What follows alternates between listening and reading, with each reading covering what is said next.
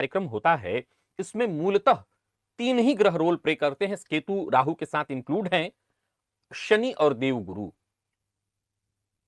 तो कुल मिलाकर के देखा जाए तो मेष राशि के जातकों के लिए ये साल कैसा है?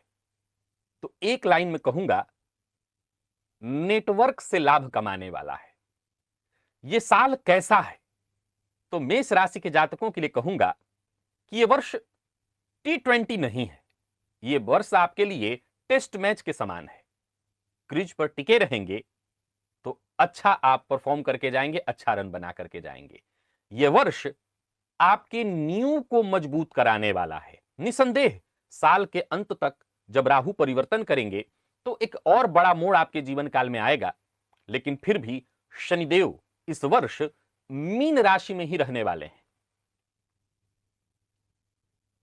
और 7.5 की ये जो ढैया प्रथम आपको जारी है, ये जारी रहने वाली है।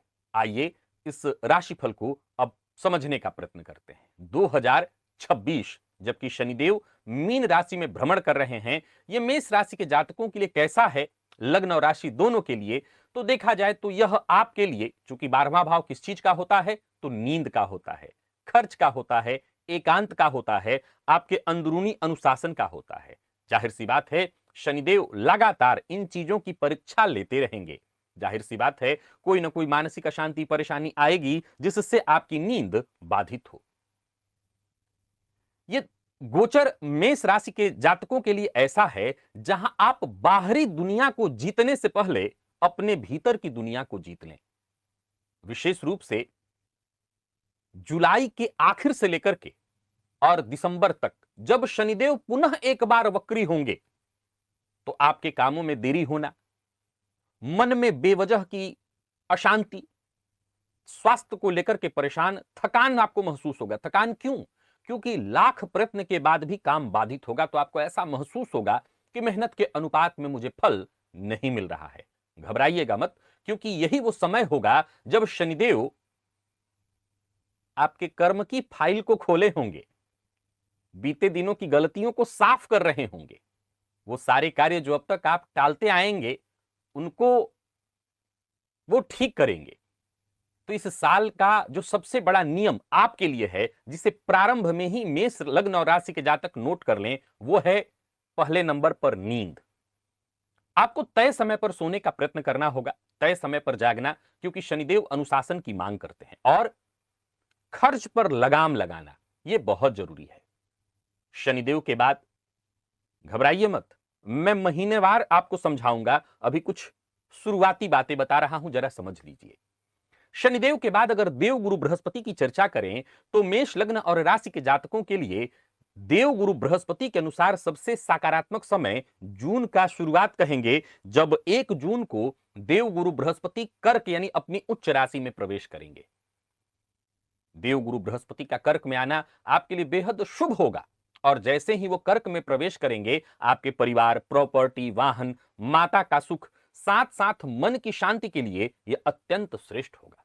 इसके बाद साल में आगे बढ़ते हैं और वहीं नवंबर लास्ट और यूं समझ लिए कि माफ करिएगा, नवंबर प्रारंभ 31 तारीख को परिवर्तित हो जाएंगे और पुनः सिंह में चले जाएंगे। यानी कहीं ना कहीं देव गुरु बृहस्पति इस वर्ष अतिचारी ही हैं, तो वो सिंह में जाएंगे, जिससे पंचम भाव में आपके जाएंगे, जिसमें आपका प्रेम जीवन, संतान पक्ष, शिक्षा, रचनात्मकता वाला ये भाव है वो और मजबूत होगा। यानी 2026 का खाका ऐसा है कि पहले आपके घर के नींव को देव गुरु मजबूत करेंगे और अंत में आपकी खुशियों को और बढ़ा देंगे, आपकी क्रिएटिविटी को और बढ़ा देंगे, जीवन में रंग भर देंगे।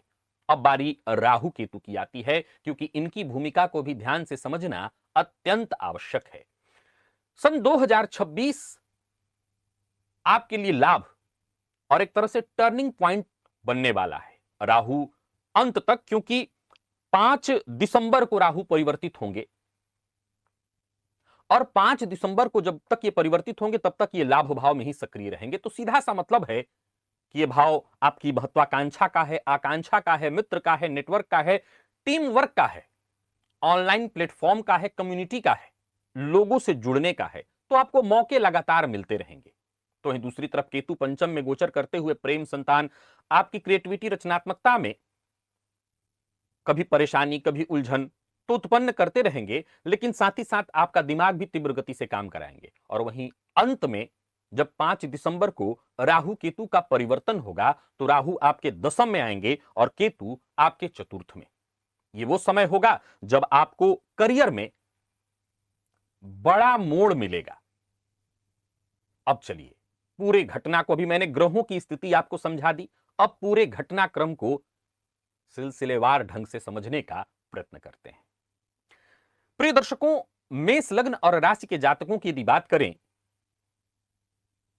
तो यह वर्ष यानी 2026 जनवरी से मार्च तक पहले 3 माह को समझते हैं।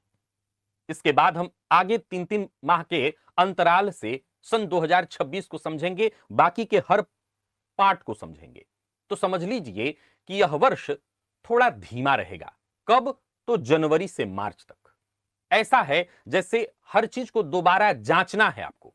कई बार आपको महसूस होगा कि आप अपनी बात तो सही रख रहे हैं, पर सामने वाला आपकी बात को गलत तरीके से ले रहा है। कह रहे हैं कुछ और, अर्थ निकाल लिया जा रहा है कुछ और। यानी जनवरी से मार्च तक मेष लग्न और राशि के जातकों को संवाद के मामले में बहुत सावधानी कर रखनी है। इस दौरान कई तरह की इलेक्ट्रॉनिक सामान इत्यादि आप खरीद सकते हैं। यात्रा, छोटी यात्राएं भी आप कर सकते हैं। जो जरूरी कागजात इत्यादि है उन्हें संभालना, और हां, कोई डील इत्यादि कर रहे हैं तो यह जरूर ध्यान रखिएगा कि बहुत जांच पड़ताल के साथ ही कोई डील फाइनल करिए। एक और बात, फरवरी के अंत में और मार्च के दौरान बुध वक्र अवस्था में जाएंगे, अस्त की स्थिति में भी होंगे। तो आपको उस समय यह नियम बना करके चलना होगा कि जल्दबाजी में किसी भी तरह के कागजात पर हस्ताक्षर न करें। जल्दबाजी में कोई टिकट बुक कर लेंगे, बाद में आपको वो नुकसान उसका होगा। कोई हवाई टिकट इत्यादि आपने बुक कर लिया, उसका नुकसान। यानी कुल मिलाकर के हवाई टिकट हर कोई बुक तो कर नहीं रहा है। कहने का तात्पर्य, जल्दबाजी में लिए गए फैसले से आपको नुकसान होगा। और इस समय में ग्रहण भी होगा। इस वर्ष में 2-3 ग्रहण भी है। तो एक बात आपको उस समय जब ग्रहण लगेगा तो मैं बताऊंगा, लेकिन ग्रहण के कारण 7 से 10 दिन तक हमेशा बताया जाता है कि कम से कम उस दौरान कोई बड़ा निर्णय नहीं लेना चाहिए। अब बात आ जाती है अप्रैल से जून तक की। तो मेष लग्न और राशि के जातकों के लिए, हर क्षेत्र के लिए मैं कह रहा हूं, बाद में पार्ट वाइज मैं और सभी क्षेत्रों पर चर्चा करूंगा, पर अभी हर क्षेत्र को ही समझ लीजिए कि यह समय होगा जीवन में एक नई गति का। अप्रैल के अंत में बुध मेष में आएंगे और मई के दूसरे सप्ताह में मंगल भी मेष में प्रवेश कर जाएंगे। मंगल आपके लग्न के स्वामी और राशि के स्वामी हैं। उस समय आपका आत्मविश्वास चरम पर होगा, कार्य करने की क्षमता बढ़ेगी, आपका जो फिटनेस है वो और जबरदस्त हो जाएगा, नेतृत्व कौशल आपका 7वें आसमान पर होगा। यही वो समय होगा जब नौकरी में आप परिवर्तन करिए, यही वो समय होगा जब व्यापार में आप परिवर्तन करिए, यही वो समय होगा जब कोई बड़ा कदम उठाइए। कोई इंटरव्यू देने जाना चाहते हैं तो जाइए, कोई नया कार्य शुरू करना चाहते हैं तो करिए, कोई नया प्रोजेक्ट लेना चाहते हैं तो करिए।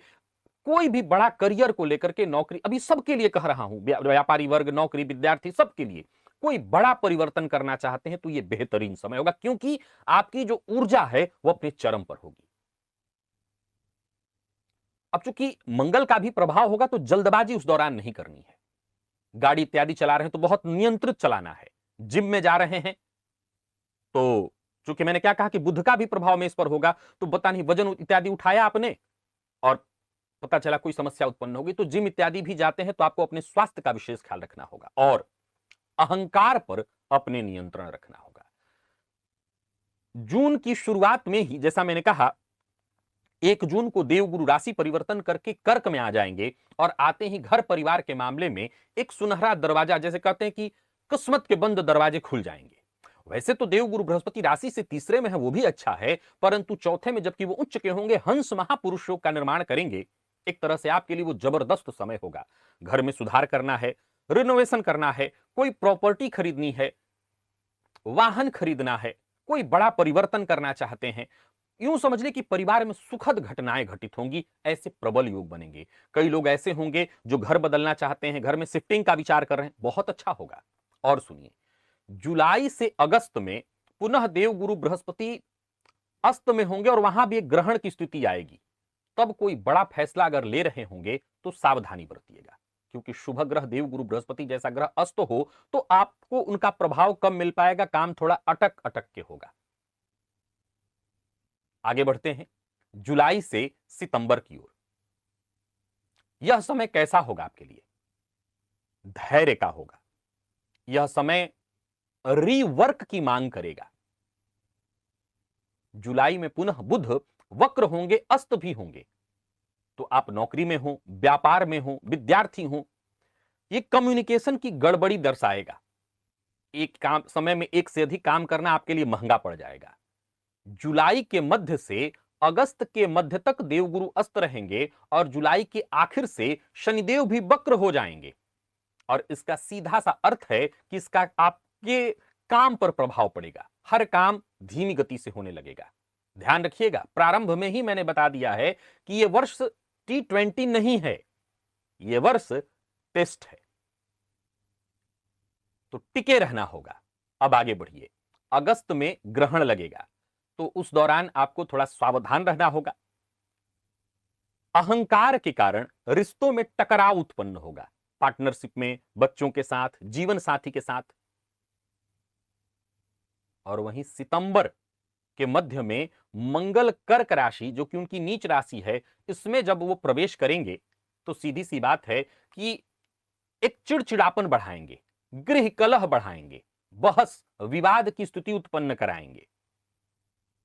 हालांकि गुरु साथ ही वहीं पर होंगे, पर फिर भी सावधानी की आवश्यकता होगी। आपका लहजा ऐसा उस दौरान होना चाहिए कि आपके कारण घर का वातावरण खराब न हो। और बारी आ जाती है साल के आखिरी हिस्से की, यानी अक्टूबर से दिसंबर तक की। यह निर्णायक रहने वाला है, क्योंकि अक्टूबर नवंबर का जो समय है, आपके रिश्तों, आपके फैसलों की कड़ी परीक्षा यहां पर होगी। उस दौरान शुक्र वक्र होंगे, अस्त होंगे, और इससे रिश्ते में कहीं ना कहीं कलह की स्थिति उत्पन्न होगी। जो परेशानी दबी हुई थी वो एकाएक उत्पन्न हो जाएगी। रिश्ते में भ्रम पैदा होगा, दाम्पत्य जीवन में परेशानियां उत्पन्न होंगी। उस दौरान बुध भी वक्री होंगे, फलतः कार्यक्षेत्र में भी छोटी मोटी बाधाएं, परेशानियां उत्पन्न होंगी। अक्टूबर के आखिर में देवगुरु बृहस्पति जब राशि परिवर्तन करके पंचम में जाएंगे, जो कि आपके लिए आपके प्रेम, संतान, शिक्षा और रचनात्मकता का भाव है, तो यहां पर वो काफी आपको मजबूती देंगे। और अगर आप पेशेंस बना करके अब तक रहे हैं, तो एक तरह से देखा जाए तो यह समय इनाम का होगा आपके लिए। नवंबर के अंत और दिसंबर की शुरुआत में, यानी कि वही समय होगा 5 दिसंबर का, जब राहु केतु राशि परिवर्तन करेंगे, तो ये आपके करियर के लिए अच्छा ही होगा, आपके करियर को हाईलाइट करेंगे। अलग बात है कि गृह कलह भी कराएंगे। इस दौरान अचानक जिम्मेदारियां बढ़ेंगी, कोई हाई प्रोफाइल प्रोजेक्ट आपको मिलेगा, व्यापारी है तो व्यापार में जबरदस्त सफलता। बस इतना ध्यान रखिए कि राहु अंत में आपके राशि से, वर्ष के राशि से दशम में जाएंगे। शॉर्टकट नहीं, हां स्मार्ट वर्क करिए, पर नैतिकता के साथ। वहीं केतु चतुर्थ में होंगे तो बाहर तो मन खूब अच्छा लगेगा, गृह घर में आते ही मन थोड़ा अशांत हो जाएगा, तो एक छोटी सी परेशानी भी आएगी। अब आपने वर्ष को हर तरह से समझ लिया।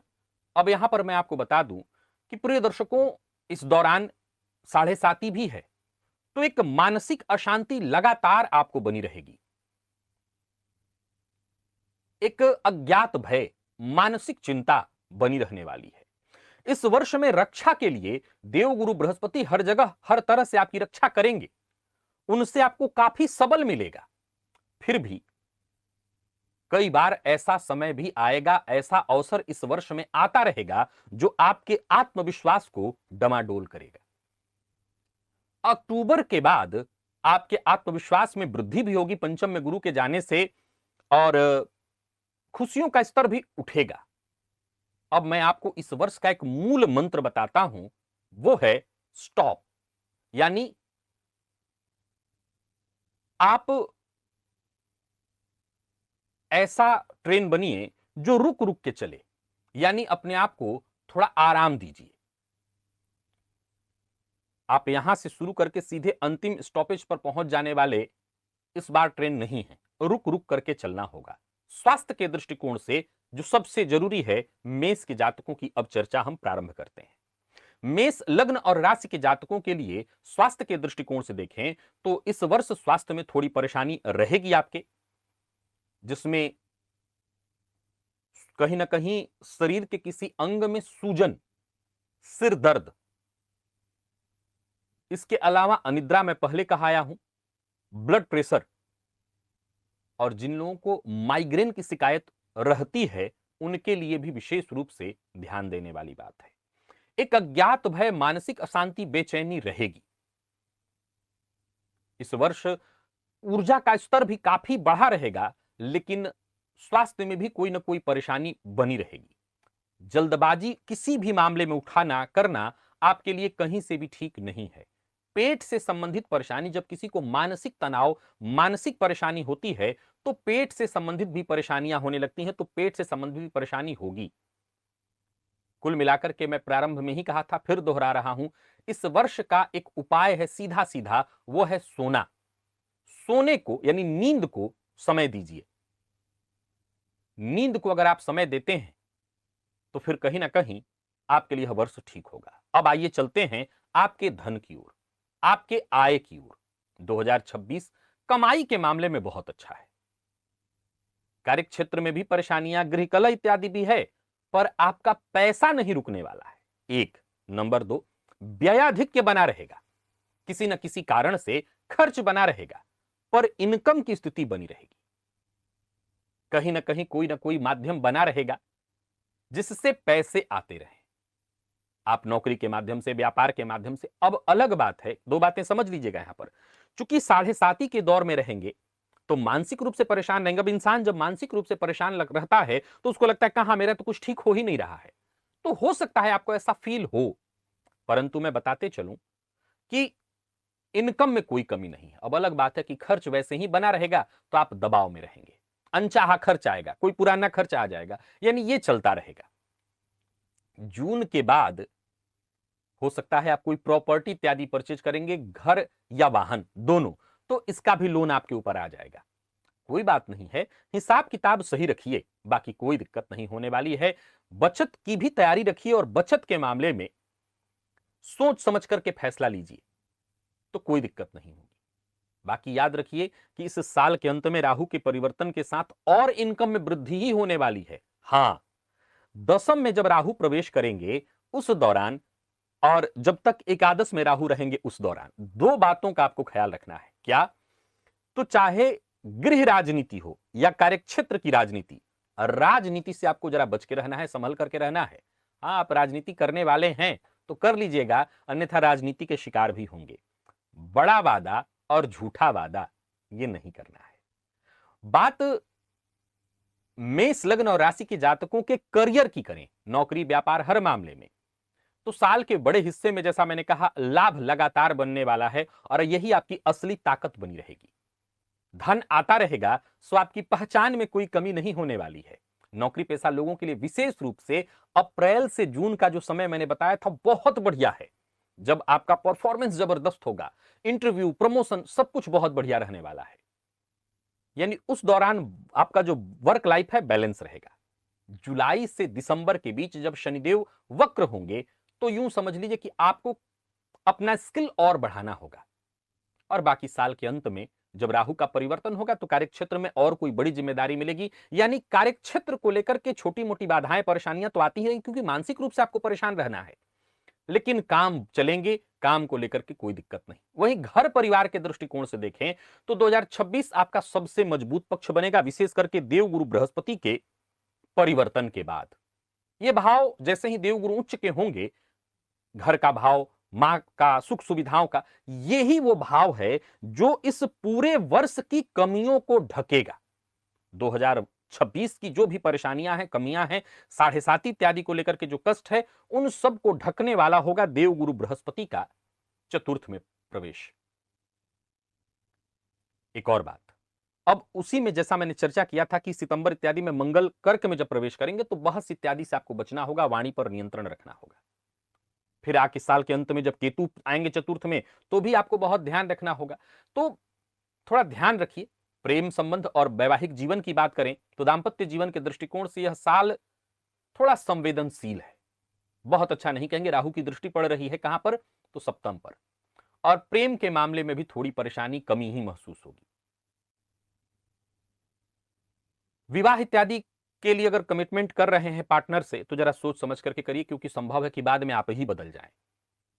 एक और बात बता दूं आपको कि नवंबर इत्यादि के दौरान दाम्पत्य और प्रेम दोनों ही मामले में, दोनों ही क्षेत्र में परेशानी आने वाली है। संभव है कि यह परेशानी बड़ी मात्रा में हो जाए। और बात अगर आपके संतान पक्ष की करें तो ठीक है, बच्चों के लिए केतु रहेंगे पंचम में, तो बच्चों को थोड़ा सा डांट फटकार तो करनी ही होगी, नियंत्रण में उनको रखना होगा, मन उनका भटकेगा। और यही बात यदि विद्यार्थियों की करें तो यह समय ऐसा होगा आपके लिए कि लगातार शिक्षा पर, अपने पढ़ाई पर फोकस करना होगा। वैसे प्रतियोगी परीक्षा के विद्यार्थियों के लिए 2026 बेहद शानदार परिणाम लेकर के आ रहा है। और अंत में आध्यात्मिक दृष्टिकोण से देखें तो शनिदेव का मीन में होना, मैं प्रारंभ में यह बात बोला था, फिर दोहरा रहा हूं, जग जीतना चाहते हैं तो खुद को जीतना बहुत जरूरी है इस दौरान। और हां, जब ग्रहण काल आएगा तो मैं आपको साधना बताऊंगा, तो साधना इत्यादि करिएगा, उससे यह वर्ष अच्छा हो जाएगा। एक और बात, साढ़े साती का ये प्रथम चरण है, प्रथम ढैया आपको चल रही है, जिसमें खर्च की बढ़ोतरी होती है। तो आप एक काम करिए, खर्च तो होना ही है, उसको किसी भी तरह से रोका नहीं जा सकता है। तो क्या करें कि जैसा मैंने समय वाइज आपको बताया, इस वर्ष में आप प्रॉपर्टी, गाड़ी इत्यादि लोन पर जरूर ले लीजिएगा अगर जरूरत है तो। और लोन भरते रहेगा तो उसमें क्या होगा कि आपका खर्च होता रहेगा, और व्यर्थ के कहीं व्यय होने से अच्छा है कि आपका काम भी बन जाएगा और लोन जाता है, जाने दीजिए। अब संक्षेप में एक लाइन कहना चाहता हूं कि अप्रैल से जून ये वाला जो समय है, ये आपके करियर के लिए हर तरह से बहुत बढ़िया है। जून से जुलाई मध्यम है, और सितंबर नवंबर वहां आगे बढ़े तो रिश्तों में थोड़ा सावधानी बरतनी होगी। प्रिय दर्शकों, ये इतना डीप में हर एक पॉइंट को सिद्ध करने के बाद अब अंत में आ जाता हूं पुनः मेष लग्न और राशि के जातकों के लिए समापन के साथ एक दो उपाय बताऊंगा आपको, और ये वर्ष कैसा है। अब चूंकि आपको वार्षिक राशिफल ठीक है सुन रहे हैं आप, आपको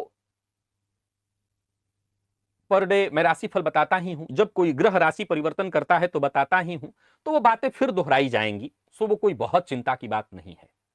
मैं फिर दोहरा दूं, ठीक है, ये वर्ष बेस्ट नहीं है, ये मूल है, इतना आप नोट कर लीजिएगा। ठीक है, बेस्ट नहीं है।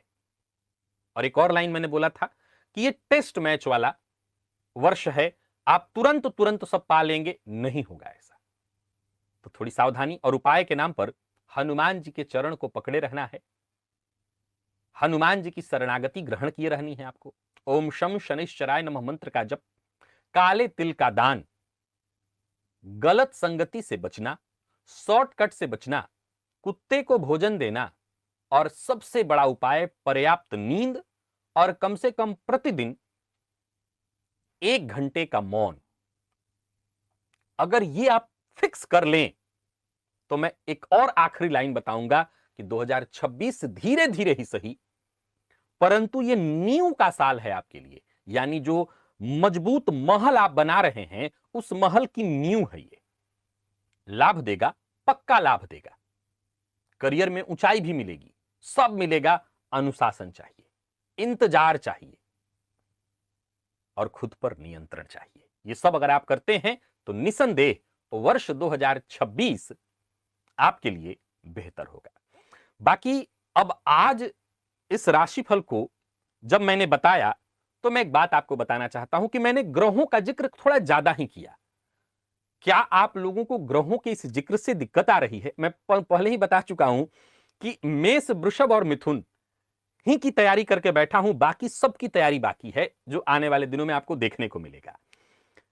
अब चूंकि मैंने ये कहा कि यह राशिफल लग्न राशि दोनों के आधार पर है, तो क्या आप केवल और केवल राशिफल सुनना चाहते हैं, ग्रहों का जिक्र नहीं चाहते? मैंने ग्रहों का जिक्र इसलिए ज्यादा रखा ताकि क्यों यह घटित हो रहा है आपको समझाया जा सके। पर फिर भी अगर आपको ऐसा लगता है कि नहीं इतना ज्यादा ग्रहों का जिक्र नहीं चाहिए, मुझे तो बस राशिफल पता चलना चाहिए, तो मैं वो करूंगा। कमेंट में आपका स्वागत रहेगा। इस विषय में आपके कमेंट की मुझे आवश्यकता होगी, आप कमेंट करिएगा। चलते हैं अब अगली राशि लग्न।